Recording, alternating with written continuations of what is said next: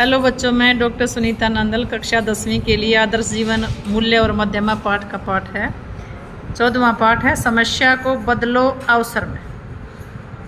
समस्या थी, उसको अवसर में बदला, चांस में बदला।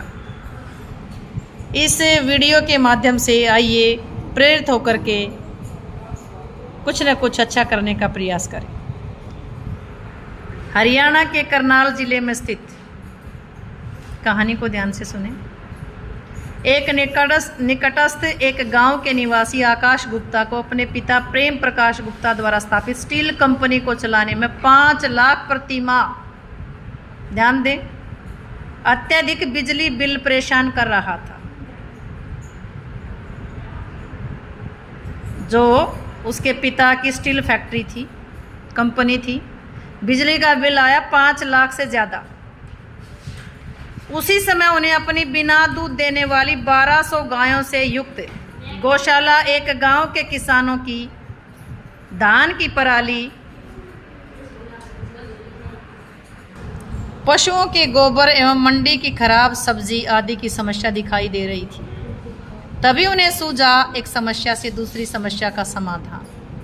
तो यही बात आपको बताने का प्रयास कर रही हूँ कि एक समस्या दूसरी समस्या का समाधान भी हो सकती है। आकाश ने लेखक को बताया कि उन्होंने सबसे पहले बायोगैस प्लांट लगाने के लिए अपने विचार को साकार किया, क्योंकि पशुओं का जो गोबर था, बायोगैस के कचरे से जैविक खाद बनाने लगे। इस तरह स्वयं डिजाइन किया गया हरित फर्टिलाइजर्स नाम से एक उद्योग शुरू किया। इससे न केवल अपनी स्टील कंपनी के लिए पर्याप्त बिजली की आपूर्ति हुई, अपितु 4.5 किलोमीटर पाइपलाइन बिछा करके अन्य कंपनियों को भी गैस बेच करके उनकी ईंधन की समस्या का समाधान करते हुए अपनी इनकम, अपनी कमाई भी बढ़ा ली। आज यहाँ प्रतिदिन लगभग के 2000 यूनिट बिजली का उत्पादन होता है। आसपास के गांव के किसानों की भी अपने कचरे, गोबर की पराली आदि को हरित फर्टिलाइजर्स को बेच करके आमदनी बढ़ी तथा वहाँ जैविक खेती को बढ़ावा मिला। इस कंपनी के द्वारा उत्पादित उच्च गुणवत्ता के जैविक खाद के प्रयोग के कारण खेती में 10% तक पानी की खपत कम हुई। किसानों के अन्य खर्चों में भारी कमी आई। इस प्रकार आसपास के किसानों की कुल आय में लगभग 50% की वृद्धि हुई। इतना ही नहीं, जिले भर की गौशालाओं के गोबर को खरीद करके प्रति गौशाला लगभग 8-9 लाख की प्रतिवर्ष आमदनी बना करके उन्हें स्वावलंबी बना दिया।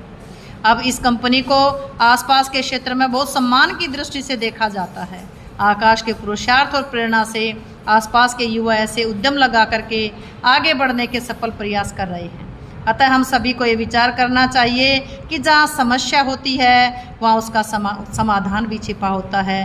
कई बार तो यह समस्या का समाधान करते करते कई समस्याओं का समाधान हो जाता है, जैसा कि इस कहानी में भी हुआ है।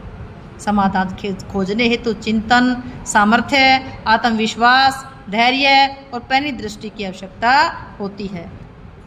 उम्मीद है कि आपको इस पाठ के माध्यम से कुछ न कुछ प्रेरणा अवश्य मिली हुई हो। वीडियो अच्छी लगी हो तो वीडियो को लाइक करें, शेयर करें, चैनल को सब्सक्राइब करना ना भूलें।